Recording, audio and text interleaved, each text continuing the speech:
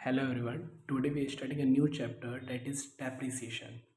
आइए इस पहले समझते हैं डेप्रिसिएशन का मतलब क्या होता है। इसकी डेफिनेशन में लिखा है fall in the value of an assets और फिक्स एसेट्स या टेंजिबल एसेट्स। सबसे पहले समझते हैं टेंजिबल एसेट्स क्या होते हैं। ऐसी चीज़ जिसको हम टच कर सकते हैं, फील कर सकते हैं और देख सकते हैं, वो होते हैं हमारे फिक्स एसेट्स या आपके कह सकते हैं टेंजिबल एसेट्स। टेंजिबल एसेट्स में जो आपका जैसे आ जाता है आपकी बिल्डिंग हो गया, मशीनरी हो गया, प्लांट एंड मशीनरी हो गया, वो सारी चीज़ें क्या होती है टेंजिबल, इसको हम क्या कर सकते हैं टच और फील और देख सकते हैं।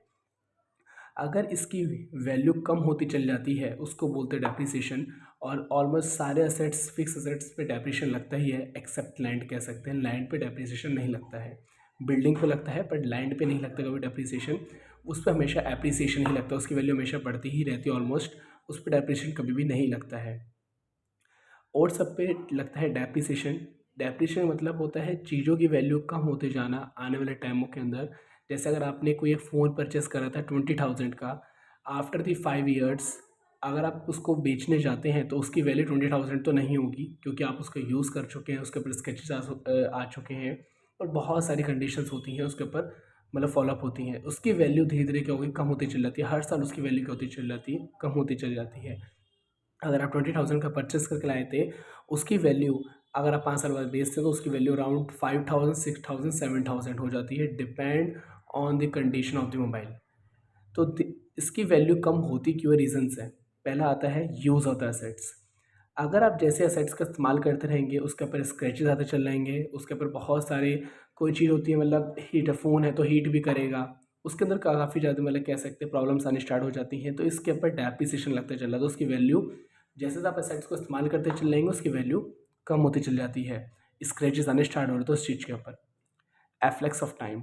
सम assets have the definite life period like the plant and machinery. Almost वैसे कह सकते हैं ज़्यादातर एसेट्स की कोई ना कोई तो लाइफ टाइम पीरियड होता ही है। अगर आप फ़ोन ही परचेस करते हैं, चाहे कितना महंगा फ़ोन परचेस कर लें, उसका टाइम पीरियड तो होता है 5 साल, 10 साल या ज़्यादा से ज़्यादा लेके 20 साल, वैसे तो नहीं चलता है। बट अगर हम कोई भी हमारे एसेट्स होते हैं उनकी एक लाइफ टाइम पीरियड होता है कि एक डेफिनेट पीरियड होता है कि वो उसके बाद तो ख़राब हो ही जाएगा। आप चाहे कितना ही महंगा खरीद लें, एक अगर कार भी आती है, कार सस्ती भी आती है, महंगी भी आती है, चाहे गाड़ी आप कितनी महंगी खरीद लो फिर भी उसकी लाइफ पीरियड तो होती है। वो तो ये तो नहीं है कि उसकी लाइफ पीरियड इन्फिनाइट है, इन्फिनाइट तो हो ही नहीं सकती है। तो कहता है flux of time, some assets have a definite life period. कुछ एसेट्स का ना डेफिनेट लाइफ पीरियड होता है, जैसे प्लांट एंड मशीनरी। तो इस वजह से क्या होता है कि उसके ऊपर धीरे धीरे उसकी वैल्यू कम होती चल जाती है, क्योंकि उसके एक जो टाइम होता है एक आपका डेफिनेट होता है, उसकी वैल्यू उसके अकॉर्डिंग क्या होती चल जाती है, कम होती चली जाती है। थर्ड आता है obsolescence. It can be obsolete due to product of the better quality. अगर मार्केट के अंदर कोई नया प्रोडक्ट आ गया है उससे बेटर, तो उसकी वैल्यू क्या होती चल जाती है, कम होती चल जाती है। जैसे आप देख सकते हैं अगर आईफोन 14 और 15 के कंपेयर में देखें, जब तक आईफोन 15 नहीं आया था तब तक आईफोन 14 का प्राइस कांस्टेंट था। जैसे ही आईफोन 15 आ गया, कह सकते हैं उससे बेटर टेक्नोलॉजीज एंटर कर चुकी है, धीरे धीरे आईफोन 14 का प्राइस क्या होता जा रहा है, कम होता चल जा रहा है। आईफोन 15 का प्राइस थोड़ा ज़्यादा है। अब नेक्स्ट ईयर की बात करें, आईफोन मे बी 16 आ जाए तो आईफोन 16 का प्राइस ज़्यादा होगा, आईफोन 15 का प्राइस धीरे धीरे कम होता चल जाएगा, क्योंकि कह सकते हैं उससे बेटर क्वालिटी एंटर कर चुकी है मार्केट के अंदर। जब भी कोई बेटर क्वालिटी एंटर कर जाती है मार्केट के अंदर तो उसका जो प्रीवियस जो क्वालिटी होती है उसकी धीरे धीरे वैल्यू कम होती चली जाती है। फोर्थ आपसे कहता है एक्सीडेंट। अगर कोई आप कोई सामान है, कोई प्रोडक्ट है, अगर आपसे गिर जाता है, वो टूट जाता है, उसके ऊपर स्क्रैचेस आ जाते हैं, तो उसकी वैल्यू खुद ही कम हो जाएगी आपकी, क्योंकि उसकी वैल्यू मतलब धीरे धीरे उसके ऊपर डेप्रिसिएशन बहुत तेज लगता है। अगर एक्सीडेंट हो जाता है तो एक्सीडेंट लॉस में भी परमानेंट, या आपका परमानेंट भी हो सकता है, क्या तो वो चीज़ बिल्कुल ही ख़त्म हो चुकी है या बट इज़ नॉट कंटिन्यू। अगर ऐसी कोई सामान होता है वो आगे आप उसको कंटिन्यू नहीं कर सकते, तो आपको उसको फेंकना ही पड़ेगा, उसके ऊपर डेप्रिसिएशन बड़ी जल्दी लग जाता है। तो डेप्रिसिएशन मतलब ही क्या होता है, चीज़ों की वैल्यू, सामान की वैल्यू जो होती है धीरे धीरे कम होते चले जाना, उसको बोलते हैं डेप्रिसिएशन। पहला रीज़न था हमारे यूज़ ऑफ एसेट्स, जैसे हम चीज़ों का इस्तेमाल करते चल जाएंगे आपकी उसकी वैल्यू कम होती चल जाएगी। सेकंड रीज़न आपसे कहता है एफ्लक्स ऑफ टाइम। हर एक सामान का, हर एक प्रोडक्ट का टाइम पीरियड होता है, धीरे धीरे उसकी वैल्यू कम होती चल जाती है आफ्टर द टाइम पीरियड, क्योंकि आप उसका इस्तेमाल करते हैं उसकी वैल्यू कम होती चल जाएगी। थर्ड रीज़न था हमारा ऑब्सोलेंस। अगर उससे बेटर क्वालिटी मार्केट के अंदर एंटर कर जाती है तो उससे प्रीवियस जो आपकी क्वालिटी थी उसका प्राइस ऑटोमेटिकली क्या होता चल रहा है, कम होता चला, क्योंकि उसकी डिमांड धीरे धीरे कम होती चल जाती है। एक्सीडेंटल, अगर किसी चीज़ का बाय मतलब प्रोडक्ट का किसी चीज़ से एक्सीडेंट हो जाता है, अगर उसकी वैल्यू बहुत जल्दी डेप्रिशिएट होती है। अगर वो कुछ सामान तो लेकर पूरा ही परमानेंट ख़त्म हो जाता है, इसको आप कंटिन्यू कर ही नहीं सकते। कुछ कुछ सामान होता है आप थोड़ा थोड़ा कंटिन्यू कर सकते हो, ज़्यादा मतलब उसका भी स्क्रैचेस बहुत ज़्यादा आ चुके हैं। अगर एक कार थी, अगर कि उसका एक्सीडेंटल लॉस हो जाता है, गाड़ी पूरी ख़त्म भी हो सकती है, उसके ऊपर 100% डेप्रिशिएशन उसी टाइम लग जाता है। गाड़ी के ऊपर आगे स्क्रैचेस आता है, आप उसको गाड़ी को कंटिन्यू तो कर सकते हो, बट गाड़ी की वैल्यू क्या हो जाती है, कम हो जाती है, उसको बोलते हैं एक्सीडेंटल लॉस। ये जो चार मतलब कंडीशंस पड़ी है वो किस पर डिपेंड करती है, डेप्रिसिएशन के ऊपर। तो डेप्रिसिएशन मतलब होता है खाली टेंजिबल एसेट्स पे उसकी वैल्यू कम होती जाना। अब जरूरी नहीं है इंटेंजिबल की भी वैल्यू कम होती जाती है, जैसे कि आपकी गुडविल हो गई, बट वो इंटेंजिबल का पार्ट है, उसको बोलते हैं अमोर्टाइजेशन। अगर इंटेंजिबल के ऊपर अगर आपका वैल्यू कम होती है उसको बोलते हैं amortisation. Amortisation is a gradual and a systematic writing of intangible assets. कहता है अमोर्टाइजेशन मतलब क्या होता है, एक gradual and a systematic writing of. एकदम से किसी अगर आप इंटेंजिबल चीज़ की वैल्यू कम होती चल जाती है। इंटेंजिबल का मतलब क्या होता है, जिसको हम टच नहीं कर सकते, जिसको हम फील नहीं कर सकते और जिसको हम देख नहीं सकते, वो जो आपके क्या होते हैं, अमोर्टाइजेशन।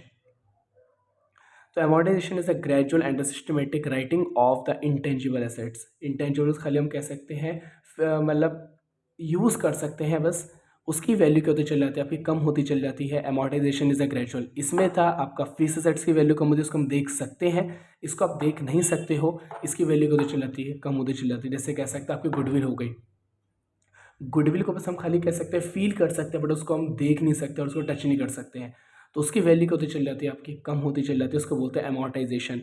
तो अगर आपका टेंजिबल के ऊपर वैल्यू कम हो रही है उसको बोलेंगे डेप्रिसिएशन, अगर इनटेंजिबल की वैल्यू कम हो रही है उसको बोलेंगे अमोर्टाइजेशन। अब आता है डिप्लीशन क्या होता है। डिप्लीशन मतलब होता है extraction reduces available quantity of the material. For example extraction of the coal from a coal mine is a depletion of the coal stock.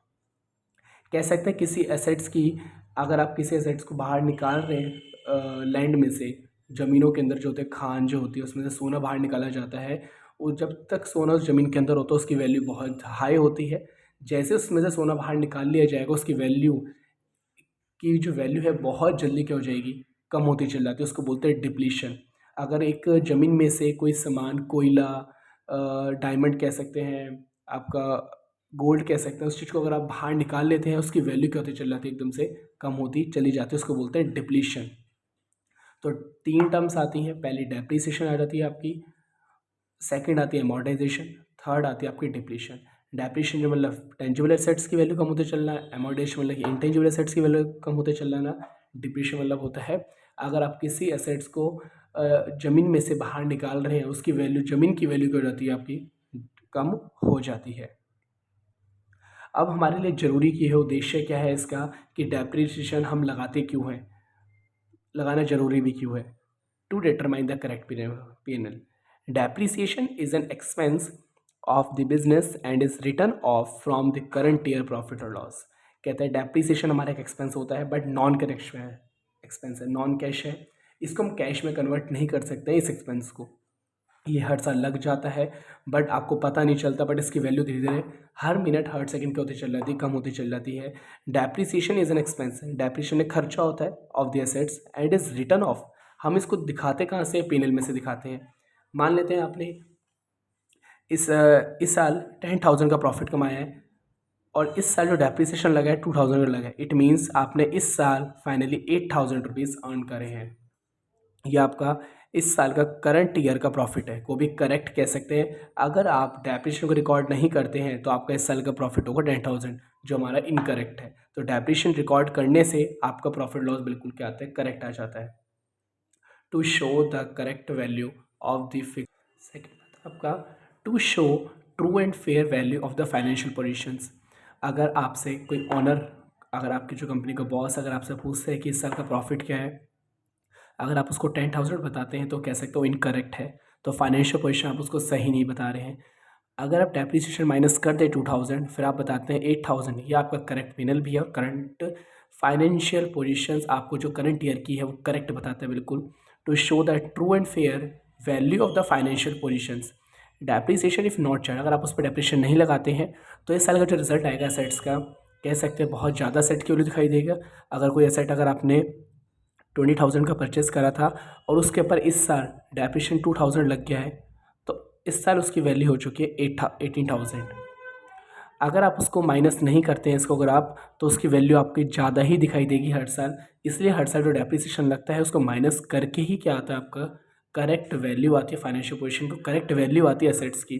तो इस साल जो एसेट्स हैं 18,000 के लिए मान लेते हैं, मशीनरी परचेस करी थी, तो मशीनरी की वैल्यू 18,000 हो गई, आपकी करेक्ट वैल्यू है जो मशीनरी करंट ईयर की। अगर आप इसको नहीं माइनस करते हैं तो ऑब्वियस है, तो आपकी इसकी एसेट्स की वैल्यू हमेशा हायर ही रहेगी। थर्ड आता है आपका to determine the correct cost of the production. If it is not taken into account, अगर आप डेप्रिसिएशन अकाउंट में नहीं लेके आते हैं तो cost of the production will be lower by the amount of the depreciation, as a result sale price of the product may be not correct. अगर आपका जो एक सामान है जो बनता है आपका, उसकी कॉस्ट लगती है बनने के अंदर 10 रुपीज़, और हर साल उस सामान के ऊपर, मशीनरी के ऊपर, जो सामान हमारा मशीनरी से बन रहा है उसमें अगर इसकी वैल्यू इंक्लूड की जाए तो वो इसका प्राइस आता है टोटल 11 रुपीज़। बट आप इसको डेप्रिसिएशन नहीं इंक्लूड करोगे तो आप उसका जो प्रोडक्ट का प्राइस होगा 10 रुपीज़ ही रहेगा। तो आप इसको जो बेचोगे 10 रुपीज़ के अकॉर्डिंग ही बेचोगे, अगर आप डेप्रिसिएशन रिकॉर्ड नहीं करते हैं। तो डेप्रिसिएशन को रिकॉर्ड करने से क्या होता है, से जो आपकी करेक्ट कॉस्ट होती है वो निकल जाती है। अगर इसलिए हमेशा कॉस्ट निकालने के लिए डेप्रिसिएशन भी उसके अंदर इंक्लूड करा जाता है। इससे अदरवाइज़ अगर आप इसको रिकॉर्ड नहीं करेंगे तो आपको हर साल काफ़ी बड़े अमाउंट्स पे लॉस को बियर करना पड़ेगा, क्योंकि हर कंपनी करती है अपना डेप्रिसिएशन कॉस्ट, जो प्रोडक्ट की कॉस्ट होती है उसमें ही ऐड कर देती है कि उस कंपनी को बियर करना ना पड़े। काफ़ी कंपनीज ऐसा करती हैं। एज अ रिज़ल्ट इससे क्या होता है, सेल प्राइस जो प्रोडक्ट का है वो भी का सही नहीं होगा। आप जो सामान को बेचोगे 10 रुपये के अकॉर्डिंग बेचोगे, आपका एक ये भी खर्चा आता है 1 रुपये का डेप्रिसिएशन का। जो आपने इस सामान को बनाया है उस मशीनरी से, इस सामान की वजह से उस मशीनरी की वैल्यू क्या होती जा रही है, कम होती जा रही है। बट आप उसकी जो डेप्रिसिएशन अमाउंट है पर प्रोडक्ट का 1 रुपये, बट आप उसको प्रोडक्ट के अंदर इंक्लूड नहीं कर रहे हो। तो आप जो सामान बेचोगे 10 रुपये के हिसाब से बेचोगे, ना कि 11 रुपये के हिसाब से, तो वो आपको गलत होगा हमेशा। इसलिए हमेशा सामान को बेचा जाता है, सेल वैल्यू निकाली जाती है, हमेशा डेप्रिसिएशन इंक्लूड करके 11 रुपये जो आए हैं उसके अकॉर्डिंग सामान को बेचा जाएगा, तो आप कह सकते हो ट्रू सेल वैल्यू आपकी होगी वो। थर्ड रीज़न कह सकते हैं, हमारा ऑब्जेक्टिव क्या है, to provide the funds for the replacement. अगर हमने कोई एक सामान परचेज करा था, डेप्रिसिएशन एक ना नॉन कैश एक्सपेंस है, नॉन कैश है, दे प्रोवाइड सम फंड्स, या आपको कुछ फंड्स प्रोवाइड कर देते जो आप इसको सेल करने जा रहे होते हैं। अगर आपने यही, जैसे आपने मशीनरी परचेस करी थी 20,000 की, अगर आपको पता है इस डेप्रिसिएशन लगता रहेगा, 10 साल बाद ये जो मशीनरी है 20,000 की तो नहीं बिकेगी, इसकी जो कॉस्ट होगी अराउंड स्क्रैप में भी जाएगी, जो कबाड़ी वाला जो लेगा स्क्रैप में जो जाएगी अराउंड 1,500 रुपये या 2,000 के अराउंड मान लेते हैं, 2,000 पे जाएगी। अगर आप माइंड में ये लेके बैठे हैं 10 साल बाद में ही मेरी जो सामान है वो 20,000 के बिकेगा, और 10 साल बाद अगर आप उसको बेचने जाते हो खाली 2,000 पे ही देगा, तो आपके पास फंड इनबैलेंस हो जाएगा। तो आपके पास जो फंड जो आता है इसको बेचकर जो आता है हमेशा कम ही आता है, क्योंकि इसके ऊपर डेप्रिसिएशन लगता चल रहा है तो उसकी वैल्यू कम होती चल जाती है, उस पर स्क्रैचेस आते चल जाते हैं, टाइम पीरियड के हिसाब से रिन्यूड आपकी टेक्नोलॉजीज़ आती हैं तो इससे उसकी वैल्यू कम होती चल जाती है। इसलिए जब हम इसको बेचने जा रहे होते हैं उसकी वैल्यू हमेशा उससे कम ही मिलती है। तो अगर आप हर साल डेप्रिसिएशन माइनस कर दो और आपके माइंड में हर साल 2-2 हज़ार रुपये कम होते चल जाएंगे, आफ्टर द 10 ईयर्स एज्यूम कर लेते हैं उसकी वैल्यू 2,000 रह जाती है, तो 10 साल बाद ही आपकी जो एसेट है वो 2,000 का बिक जाएगा। अगर आपको इसके बदले में न्यू सेम मशीन परचेस करनी है तो आपको कह सकते हैं 18,000 रुपीज़ और इकट्ठे करने पड़ेंगे, 2,000 तो आपको यहीं से मिल जाएंगे। अगर आप माइंड में ये लेके बैठे होते मुझे 10 साल बाद भी 20,000 रुपये मिलेंगे, तो फिर आपके पास कह सकते हैं फंड्स इम्बैलेंस हो जाता। तो हमेशा डेप्रिसिएशन माइनस हर साल करते रहना चाहिए, इससे उसकी ट्रू वैल्यू पता चल जाती है कि आफ्टर द 10 ईयर्स या करंट ईयर हमारे एसेट की वैल्यू कितनी, अगर उसको बेचने जाते हैं तो हमारा एसेट वो कितने का बिकेगा। लास्ट कहता है to comply with the legal provisions, it is necessary to charge depreciation to comply with the provisions of the companies act. Depreciation लगाना बहुत ज़रूरी है। Company according to companies act, income tax department जो होते हैं उनके अकॉर्डिंग हर companies को, जो रजिस्टर्ड कंपनीज़ हैं या मतलब नॉन रजिस्टर्ड कंपनीज़ हैं, सबको डेप्रिसिएशन लगाना एक नेसेसरी है, बहुत ज़रूरी है। किसी भी फिक्स एसेट्स पर, फिक्स्ड एसेट जो होते हैं उनके ऊपर डेप्रिसिएशन लगाना नेसेसरी है अकॉर्डिंग टू इनकम टैक्स और दी कंपनी एक्ट के अकॉर्डिंग क्या करना आपको ज़रूरी है, टैक्स डेप्रिसिएशन लगाना कंपलसरी है। अब न्यू टॉपिक आता है इसमें, फैक्टर और बेसिस ऑफ प्रोवाइडिंग डेप्रिसिएशन। क्या क्या फैक्टर्स हैं जो आपको डेप्रिसिएशन क्या कैलकुलेशन करते समय उसका ध्यान रखना होता है। सबसे पहले आपको फाइंड आउट करना होता है ओरिजिनल कॉस्ट क्या है किसी एसेट्स की। कॉस्ट ऑफ द एसेट निकालने का फॉर्मूला जो होता है आपका purchase price plus freight plus में इंस्टॉलेशन कॉस्ट।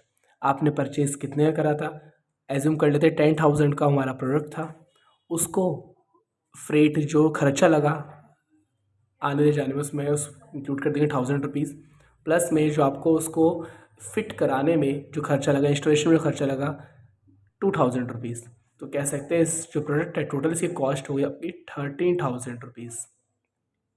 टोटल कॉस्ट होगी इसकी 13,000। इसको बोलते हैं ओरिजिनल कॉस्ट जो हमारे प्रोडक्ट की लगती है, इसके ऊपर क्या लगाया जाएगा हर साल, इसके अकॉर्डिंग डेप्रिसिएशन जितना ही परसेंट होगा रेट ऑफ डेप्रिसिएशन उसके अकॉर्डिंग इसके ऊपर डेप्रिसिएशन चार्ज करा जाएगा। 13,000 पे लगाया जाएगा, ना कि 10,000 पे, क्योंकि कॉस्ट ऑफ एसेट जो हमारी परचेज प्राइस प्लस में फ्रेट कर देते हैं प्लस में इंस्टॉलेशन कर देते हैं, टोटल आपकी कॉस्ट आ गई 13,000। बट एक नोट का पॉइंट ये है सबसे इंपॉर्टेंट, जीएसटी मानते हैं कि एक्सपेंस है, but GST is not a cost of the asset. ये कभी एसेट की वैल्यू बढ़ाता नहीं है। अगर आप बेचने जा रहे होते प्रोडक्ट को, उसके अंदर जीएसटी इंक्लूड ही नहीं होती, क्योंकि जीएसटी पहले ही सेट ऑफ हो जाती है, तो उसको कॉस्ट ऑफ एसेट के अंदर इंक्लूड नहीं करा जाता है।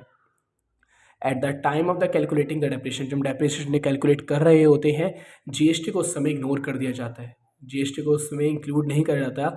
इसमें ही इसलिए अगर 13,000 का सामान है, इसके अंदर प्लस जीएसटी कर दें, हम एज्यूम कर लेते हैं 3,000 रुपीज़ जीएसटी हो गया आपकी इसकी, तो इसको एक्सक्लूड करा जाता है। हमारी खाली प्रोडक्ट की वैल्यू आएगी 13,000, हमारा जो डेप्रिसिएशन लगेगा 13,000 के ऊपर ही कैलकुलेट करा जाएगा। सेकंड जो इंपॉर्टेंट चीज़ आती है आपके आते निकालने के लिए, स्क्रैप वैल्यू या एस्टिमेटेड वैल्यू या रेजिडुअल वैल्यू। स्क्रैप वैल्यू क्या होती है, एस्टिमेटेड, तीनों का मीनिंग सेम ही है। इसका मतलब होता है कि क्या बोलते हैं, आपका हर साल कितना कितना डेप्रिसिएशन लगता चला गया, टोटल एसेट की वैल्यू कितने से कम हो गई है। Amount of to be return of cost of the assets, आपकी सामान की वैल्यू कितनी है जो आपने परचेज है, परचेजिंग प्राइस मान लेते हैं 13,000 का परचेज करा था आपने, माइनस कर देंगे रेजिडुअल वैल्यू। ये रेजिडुअल वैल्यू वो होती है जो आपकी after completion the years, 10 years, जो भी आपको लगता है जितने साल तक मेरा प्रोडक्ट चलेगा, उसके बाद उसकी वैल्यू जो भी रह जाएगी, 3,000 रुपये मुझे लगता है कबाड़ी वाला हमारे से ले लेगा 3,000 रुपये का, तो 10,000 रुपये आपका इस प्रोडक्ट की वैल्यू रह जाएगी। परचेज प्राइस AC जो एयर कंडीशनर्स होते हैं आपके, उसका एज्यूम कर लेते हैं प्राइस 40,000 है। ऐसा एजम्पशन कर लेते हैं कि हमारा जो है 10 ईयर्स तक चलेगा, एंड आफ्टर द 10 ईयर्स ये हमारा जो स्क्रैप में बिकेगा वो बिकेगा 5,000 का, तो उसकी जो रेजिडुअल वैल्यू होगी 40,000, आपकी रेजिडुअल वैल्यू 5,000, 35,000 आ गया, मतलब ये 35,000 क्या लग चुका है इसके ऊपर, डेप्रीसिएशन लग चुका है इन 10 ईयर्स। 10 ईयर्स के अंदर 35,000 का डेप्रीसिएशन जो कॉस्ट पर वापस नहीं आ सकती है।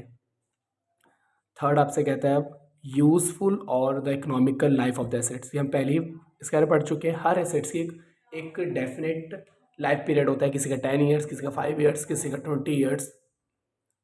सम assets have an definite life period, हर एसेट्स का कोई एक डेफिनेट लाइफ पीरियड होता है। जैसे कह सकते हैं AC, एस्टिमेशन लाइफ मान लेते हैं इसकी 10 ईयर्स, एज्यूम कर लेते हैं हमारा AC 10 साल तक चलेगा, इसको बोलते हैं हमारा ये क्या एक लाइफ होती है एसेट्स की, जिसके अकॉर्डिंग डेप्रिसिएशन का अमाउंट पर ईयर का या रेट कैलकुलेट करा जाता है।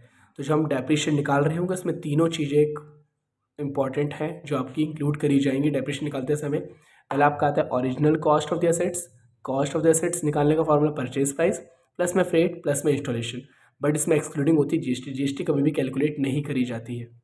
सेकेंड रीज़न आपसे कहता है स्क्रैप वैल्यू और द एस्टिमेटेड वैल्यू और the residual value. Scrap value वो वैल्यू होती है जो हमारा टाइम पीरियड ओवर होने के बाद जब उस एसेट्स को सोल्ड आउट कर रहे होते हैं तो उसमें हमारे को वैल्यू कितनी मिलने वाली है वो हमारे को पता चल जाती है। उसके बाद अगर हमारे सामान की वैल्यू 40,000 थी, हमारे जो 10 साल बाद जो हमारा सेट बिकेगा 5,000 का, तो हमारे सामान के ऊपर टोटल डेप्रिसिएशन लग चुका है, 35,000 डेप्रिसिएशन लग चुका है। यूजफुल मैनर क्या होता है, आपके जो एसेट्स है कितने साल तक चलेगा, ये अजम्पशन होता है। ये कह सकते हैं, मतलब रियल नहीं हो सकता कभी भी। अजम्पशन है, क्या आता है 2 साल में भी ख़राब हो सकता है आपका सामान, 10 साल में भी हो सकता है, 12 साल में हो सकता है, 11 साल में भी हो सकता है। एक एस्टिमेशन होता है। अब आता है नेक्स्ट टॉपिक, मेथड्स और रिकॉर्डिंग डेप्रिसिएशन। क्या क्या मेथड्स हैं, डेप्रिसिएशन कैसे रिकॉर्ड करा जाता है। इसके 2 मेथड्स होते हैं। पहला आपसे कहता है depreciation is credited to the assets. इसमें आपका प्रोविजन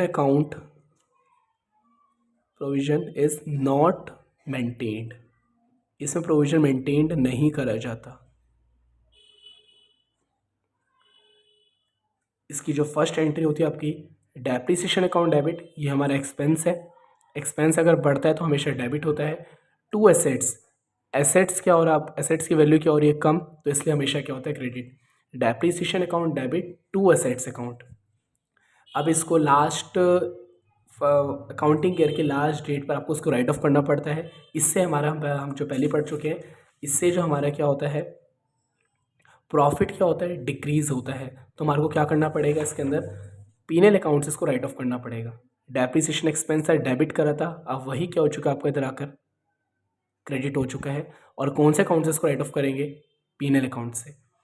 तो फर्स्ट एंट्री होती है डेप्रिसिएशन चार्ज करने की, depreciation account debit to assets account, जब इसको राइट ऑफ कर रहे होते हैं। इसकी नेक्स्ट एंट्री होती है P and L account debit to depreciation account. Example ले लेते हैं। The cost of the fixed assets purchase, आपने 1 अप्रैल 2021 को परचेज करा था, इसकी वैल्यू थी 1,20,000। इसके ऊपर ऐसा लिखा गया है 10,000 हर साल डेप्रिसिएशन चार्ज करा जाएगा, but provision account is not maintained, provision नहीं बनाया जा रहा। इसकी जो फर्स्ट एंट्री होगी, 1 अप्रैल को अगर आपने परचेज करा है, पहले तो परचेज करने की एंट्री होगी जो हमने चैप्टर 8 जर्नल के अंदर पढ़ी ली थी, fix assets account debit to bank account. Asset हमारे पास बढ़ रहा है और बैंक हमारा कम हो रहा है, एसेट बढ़ता है तो डेबिट, और अगर एक एसेट कम होता है तो क्या होता है, क्रेडिट। तो 120 से एंट्री हो जाएगी 1,20,000 से। अब 2021 था, साल जो ख़त्म होगा 2022 में ख़त्म होगा, आप उसको उसके ऊपर डेप्रिसिएशन चार्ज करना पड़ेगा। डेप्रिसिएशन की एंट्री होगी depreciation on fixed assets account debit to fixed assets account. Depreciation लग रहा है, एक एक्सपेंस बढ़ रहा है तो वो डेबिट हो जाएगा, और एक एसेट की वैल्यू कम हो रही है तो वो क्रेडिट हो जाएगी। हर साल बोला गया था 10,000 से क्या लगेगा डेप्रिसिएशन, तो 10,000 से क्या होगी, आपकी एंट्री पास की जाएगी। और अगर आपने इस साल खर्चा करा है, आपको इस साल जो एक्सपेंस है राइट ऑफ करना पड़ेगा पीएनएल अकाउंट से, जो उसकी आपकी फर्स्ट एंट्री जो पास होगी, इसकी होगी फर्स्ट एंट्री आपके पास 31 मार्च 2022 डेट को होगी, profit account debit to depreciation. जो डेप्रिसिएशन आपका पहले डेबिट हुआ था वही आपका क्रेडिट हो जाएगा। कौन से अकाउंट से, पीएनएल अकाउंट से। 10,000 अमाउंट से क्या हो जाएगा, राइट ऑफ कर दिया जाएगा। अब नेक्स्ट आपसे मेथड कहता है, उस समय तो प्रोविजन अकाउंट मेंटेन नहीं करना था, इसमें आपसे कहता है प्रोविजन अकाउंट इज मेंटेन्ड। इसमें प्रोविजन अकाउंट मेंटेन करा जाएगा। इसकी जो फर्स्ट एंट्री होगी depreciation account debit, same entry, उसमें आया था आपका टू एसेट्स, इधर आ जाएगा आपका टू प्रोविजन फॉर डेप्रिसिएशन। बस खाली चेंज इधर है, उस एंट्री में आपका आया था एसेट्स, इधर आ जाएगा provision for depreciation. Next entry वही रहेगी, आपको उसको राइट ऑफ करना है। डेप्रिसिएशन पहले डेबिट हुआ था, अब हो जाएगा क्रेडिट। वही सेम अकाउंट प्रॉफिट और लॉस से ही क्या होगा, आपका क्रेडिट हो जाएगा, डेबिट हो जाएगा, उससे आपको उसको लॉस में शो कर देंगे। एग्जाम्पल ले लेते हैं। The cost of a fix assets purchase on 1 April 2021 was 1,20,000। Depreciation charge करा गया था 10,000 का, हर साल लगाया जाएगा। प्रोविजन अकाउंट साल मेंटेन करना है। फर्स्ट एंट्री वही होगी जो आपने एसेट परचेस करा है, एक एसेट बढ़ रहा है तो डेबिट, एक एसेट कम हो रहा है तो क्रेडिट। जब आपने मशीनरी परचेस किया, कोई फिक्स एसेट्स परचेस करा था, आपने उसके जो पेमेंट करी थी 1,20,000 रुपीज़, उसके बदले हमको एसेट मिला था 1,20,000 का, तो आपने परचेस करने की एंट्री कर दी, मशीनरी परचेज या फिक्स एसेट्स परचेस करने की एंट्री पास कर दी। अब आता है 2021 में परचेस करा था, जो आपका ईयर एंड होगा 2022 में 31 मार्च को, इसके ऊपर लगाया जाएगा depreciation. Depreciation on fix assets account debit to provision for depreciation. Depreciation लगाया जाएगा, एक एक्सपेंस बढ़ रहा है तो आपका हो जाएगा डेबिट। प्रोविजंस हमेशा एक लायबिलिटी में शो होता है, तो लायबिलिटी बढ़ रही है तो आपकी क्या होगी, credit. Depreciation of fix assets, एक आपका एक एसेट एक्सपेंस बढ़ रहा है 10,000 रुपीज़ से, एक वो सारा जो लॉस है प्रोविजन में शो करा जा रहा है, तो प्रोविजन फॉर डेप्रिसिएशन अकाउंट होगा आपका क्रेडिट 10,000 से। फिर इसको राइट ऑफ करने की एंट्री पास करेंगे, जो एक्सपेंस है जो आपका डेबिट हो तो अब हो जाएगा क्रेडिट आपका, और पीनल हो जाएगा आपका डेबिट। तो एंट्री हो जाएगी profit loss account debit to depreciation of fix assets account. तो आपकी जो 3 एंट्री हैं सेम है, बट इधर खाली बस आपका चेंज होता है, वो जो आपके खर्च जो आपका एक्सपेंस है हम एसेट्स से निकालते हैं, एसेट्स की वैल्यू कम करते हैं, बट इधर हम करते हैं प्रोविजन फॉर डेप्रिसिएशन, एक अलग से गुल्लक बना लेते हैं जो बाद में अगर तो उसको राइट ऑफ एक साथ कर देते हैं, बट इधर तो हम क्या करें, धीरे धीरे करके एक अमाउंट इकट्ठा करते जा रहे हैं, प्रोविजन के अंदर कितना डेप्रिसिएशन लगता जा रहा है उसको आफ्टर द 10 ईयर्स साथ में क्या करते हैं, एक साथ ही एसेट में से माइनस कर देंगे। बट अभी तो हम क्या कर रहे हैं, एक एक साल करके इसको प्रोविजन फॉर डेप्रिसिएशन में इकट्ठा करते जा रहे हैं कि इस साल कितना डेप्रिसिएशन लगा, अगले साल कितना डेप्रिसिएशन लगा। बट फिर भी हर साल पीनल की वैल्यू तो कम होती ही चली जाएगी, पीनल तो फिर भी आपका राइट ऑफ होता ही चला जाएगा हर साल से आपका। अगर अब आपको स्क्रीनशॉट लें तो आप ले सकते हैं, मैं आपको रख देता हूँ मैं स्क्रीनशॉट के लिए।